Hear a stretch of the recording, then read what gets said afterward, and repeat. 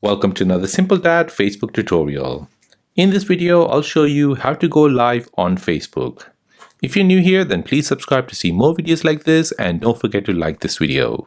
So let me show you how to go live on Facebook. So first, you want to go ahead and open up your Facebook app.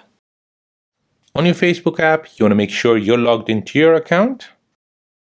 Next, you want to tap on the plus sign here at the top right. Now from this list, you want to choose Live. Now once you do that, you'll come to this screen. Now here you can add a description of what your live feed will be about.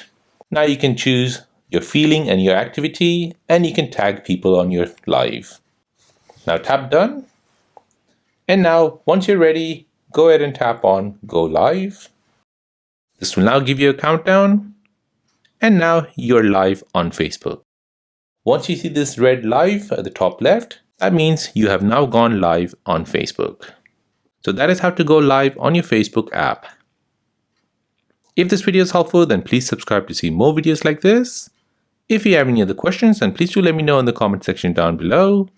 Thanks for watching and see you in the next one.